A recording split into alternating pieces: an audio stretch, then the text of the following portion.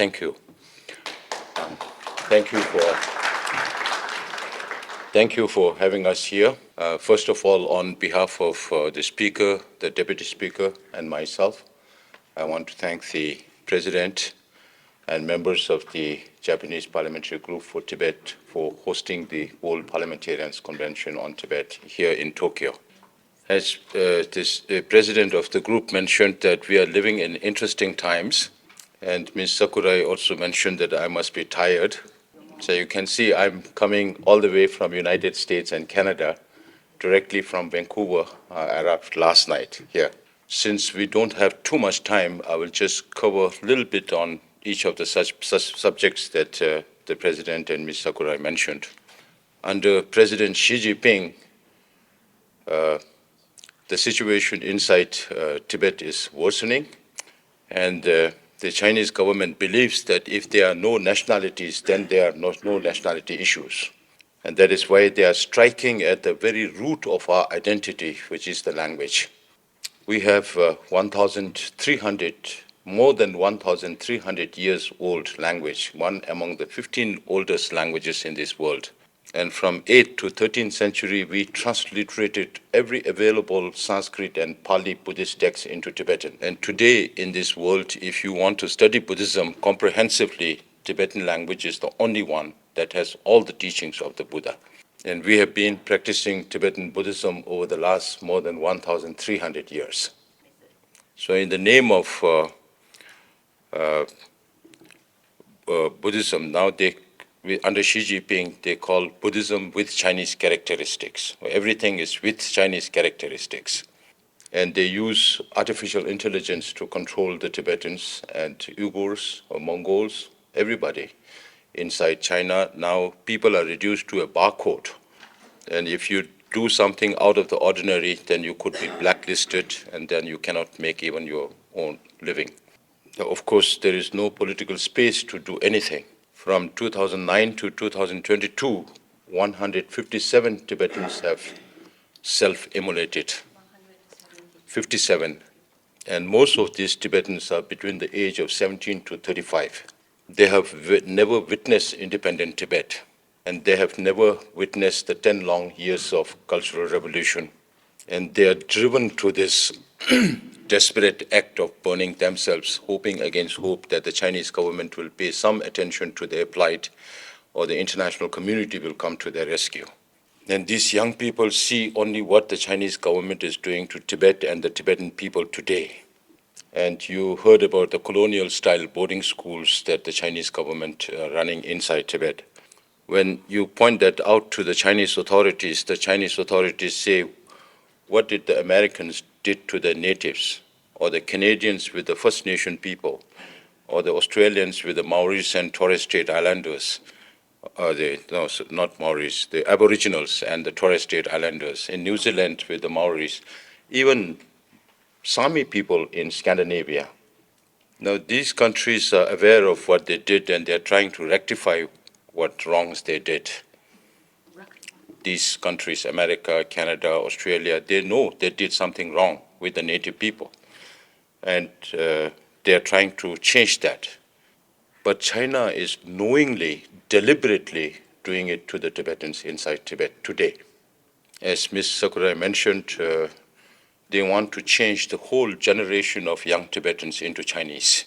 If this continues for another 2-3 decades, it's going to be very, very detrimental for the identity of the Tibetan people. And you know that His Holiness is trying to seek a non-violent, negotiated, mutually beneficial solution that would be lasting. If you look at what is happening in Israel and Gaza today, you don't know whether you're resolving one problem now or you are going to create more problems for future. And today, perhaps Tibetans are the only one who follow a non-violent movement. So I sometimes jokingly tell our friends in the West that to support non-violence is cheap. It costs only a few millions. But to support violence, it goes into billions. So as I mentioned before, His Holiness proposed the middle way policy. When you say middle, then there are also ends or polarities. Without polarities, there cannot be middle. And politically speaking, One polarity is the historical status of Tibet as an independent state, and the other polarity is the present situation of occupied Tibet under the repressive Chinese Communist government.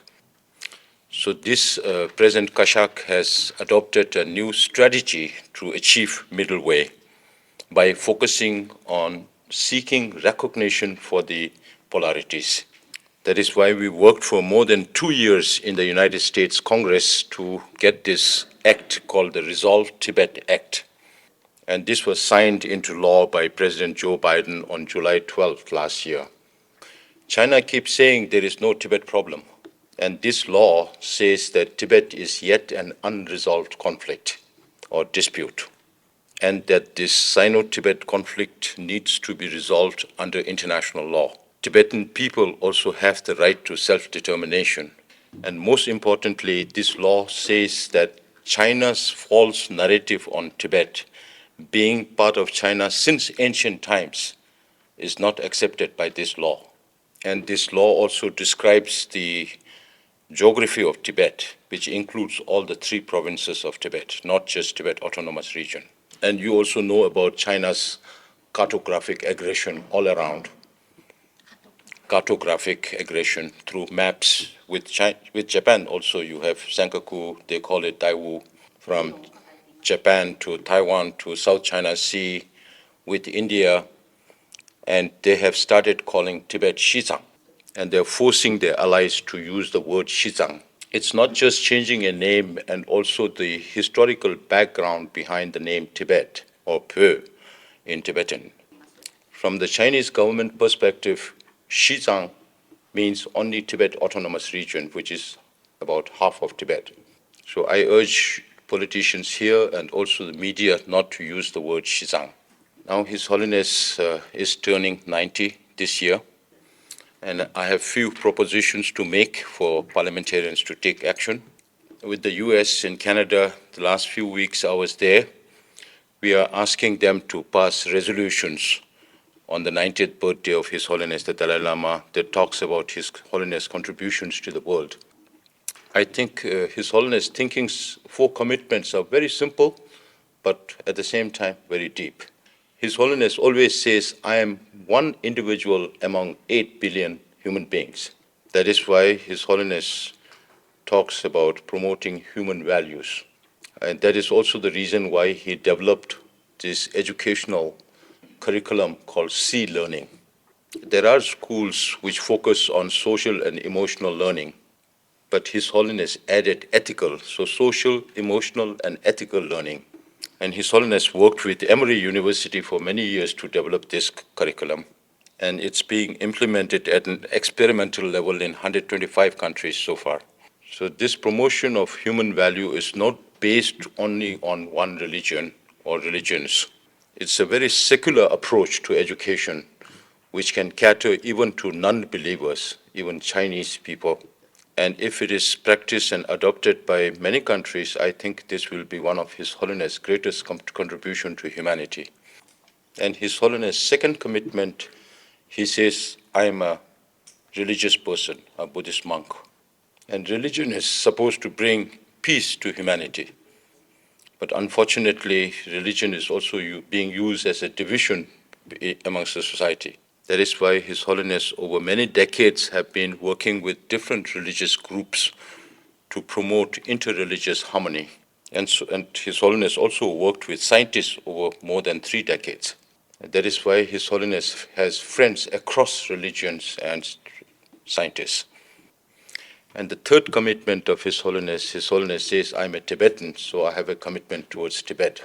And His Holiness stresses that that the cause of Tibet is based on truth and justice, and supporting Tibet is not anti-China. And His Holiness always said that if Tibetans take up violence, he will no more be responsible for the cause of Tibet. And the fourth commitment is the wisdom that he derived and the messages that he gives to the world today comes from ancient Indian wisdom. The ancient Indian wisdom based on non-violence and compassion are very, very relevant today. As we speak today, we are talking about more than 54 violent conflicts around the world.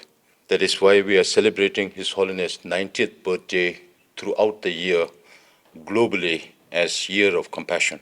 His Holiness, when he was healthy, used to travel to Japan almost every year. And His Holiness has been honored by so many institutes and organizations. So during this 1 year of compassion, the Year of Compassion, if the Parliament and the institutes organize at least one event based on any of the commitments of His Holiness the Dalai Lama, that itself will be about 300 events globally. And during this year, if possible, on 2nd September is our Democracy Day, and we are inviting as many parliamentary delegations to Dharamsala as possible. So we're expecting one from United States, from Canada, another one. And if Japan parliamentary group can come to Dharamsala on 2nd September, if not, we can have other choices of dates. So you can wish His Holiness the Dalai Lama 90th birthday personally in Dharamsala. And Ms. Sakurai also mentioned about the reincarnation issue. Chinese government from the beginning of this century have been hoping for this Dalai Lama to die. And His Holiness always has a very amiable way of responding to these difficult questions. His Holiness says if Chinese government is really serious about reincarnation, they should study Tibetan Buddhism first and believe in the concept of life after death. And His Holiness also says if the Chinese government is really serious about reincarnation, they should look for Mao Zedong's reincarnation first.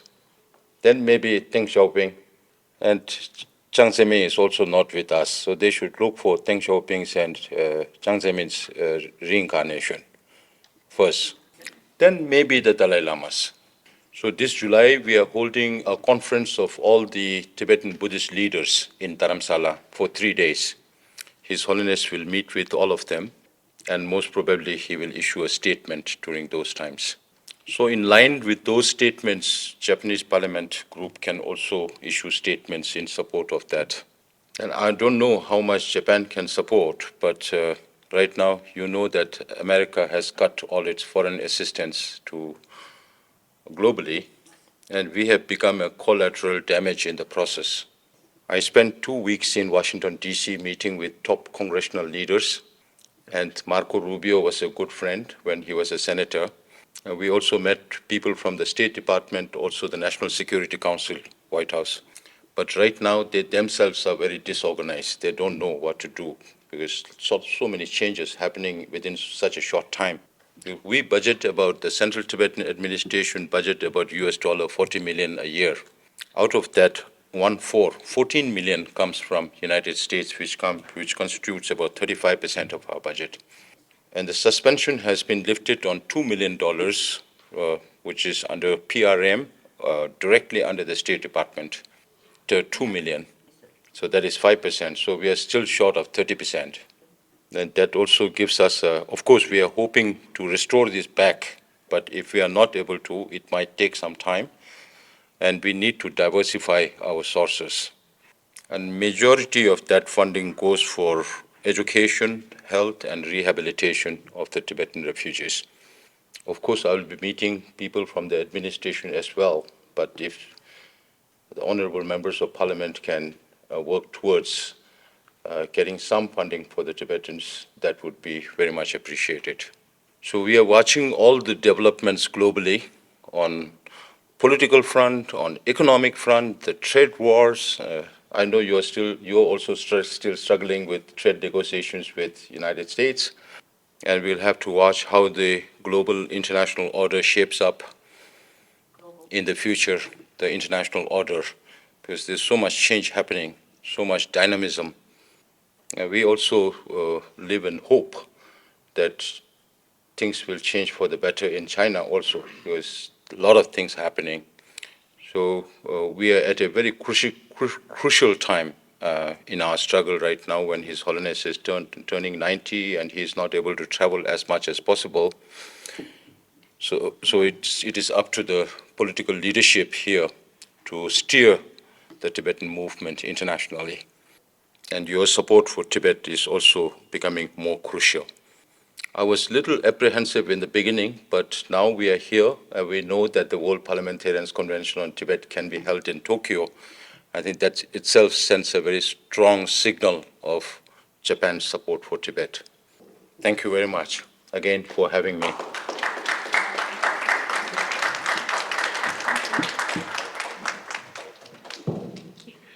ペンパツェリン閣下どうもありがとうございました。